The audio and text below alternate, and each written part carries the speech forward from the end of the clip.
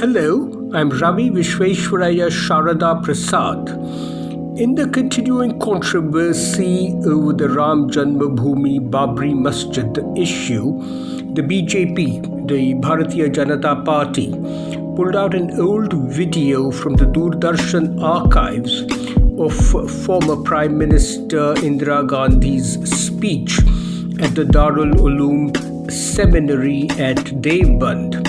And the BJP made much of Indira Gandhi's declaring at the centenary celebrations of the Darul Uloom Seminary in 1966 Indira Gandhi had said then that Darul Uloom will continue to serve India and the world in true Islamic tradition. And in fact, the Deoband Seminary was vehemently opposed to the Muslim League and the two-nation theory of Muhammad Ali Jinnah. And in the aftermath of the 1965 war with Pakistan, it was essential to thank the influential Islamic seminary, which was strongly opposed to the very idea of Pakistan. And in March 1980, Deoband again invited Indira Gandhi to address them, but a last-minute political crisis prevented her from going there. And the BJP again made a very big issue of Indira Gandhi again addressing the Darul Uloom in March 1982. But what the BJP very conveniently did not mention was that Chaudhry Charan Singh and Jagjeevan Ram and Chandrasekhar and Rajnarayan, they too had addressed the Deoband Seminary in the same session. And talking of the Deoband Seminary, shortly after she became Prime Minister in January 1966, Indira Gandhi visited Egypt in July 1966, and Indira Gandhi decided to use her lecture at the famous Al-Azhar University at Cairo to make some major policy announcements about India's relations with the Arab nations. And as part of her delegation, Indira Gandhi took along several renowned scholars of Arabic culture and Arabic history from the Darul Uloom Seminary in Deoband. And in fact, Deoband's reputation as a center of Islamic scholarship and jurisprudence was second only to the historic Al-Azhar University. And my father, H.Y. Sharada Prasad, he worked hard on Indira Gandhi's speech for several weeks, highlighting India's close historic links with the Arab world for millennia. And my father's speech was translated into Arabic by a famous scholar from Deoband who acted as Indira Gandhi's interpreter.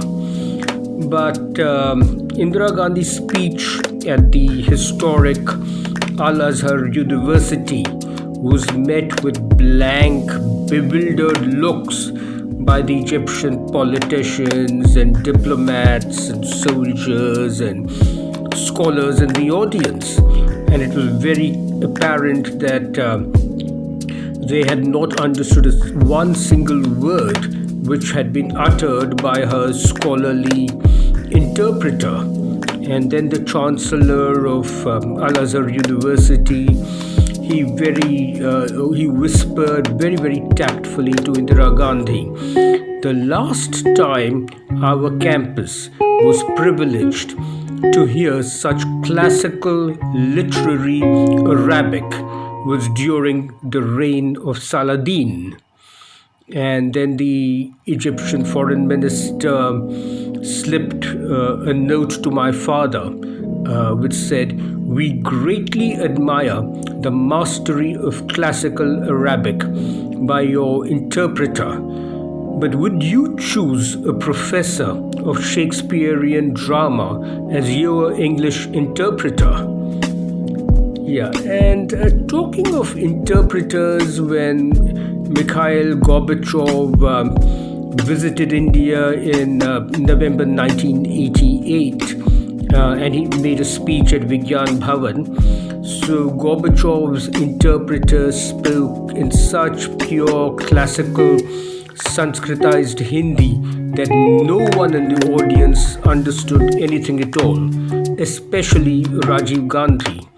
And the next day there was a newspaper cartoon showing Rajiv Gandhi having an Indian Hindi to English interpreter to retranslate Gorbachev's Russian to Hindi interpreter.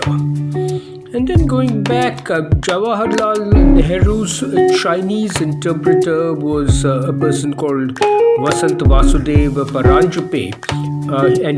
Paranjape was a renowned scholar of Chinese literature and history and Chinese culture. And Vasant Vasudev Paranjape was highly revered by the Chinese, not only for his deep scholarship and his knowledge of their culture, but mainly for his ability to drink huge amounts of their Mao Tao liquor without showing the slightest effect at all. And so the Chinese honored Paranjape with a name Bai Chin Hui, and Jawaharlal Nehru appointed Paranjape as India's ambassador to China in the 1950s during the days of Panchsheel. And the story goes that V.V. Paranjape corrected Zhao Enlai's Mandarin when Zhao Enlai used a colloquial term.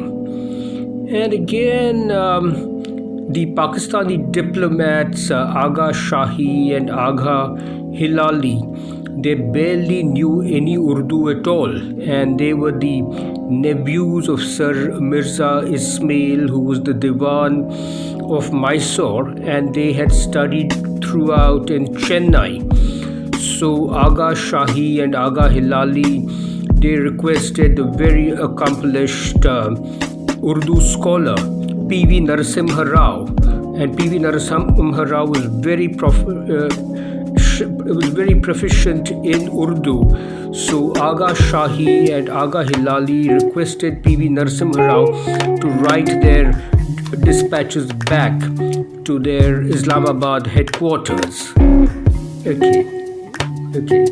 Yeah, please subscribe to my channels on YouTube and IGTV, and please follow me on Facebook and Instagram and Twitter. My Twitter account is @RVP. @RVP is my Twitter account. On my YouTube channel, I will be uploading several more videos about politics, the economy, business and industry and technology. So please subscribe to my YouTube and IGTV channels. This is Ravi, Visvesvaraya, Sharada, Prasad saying goodbye. Have a great day.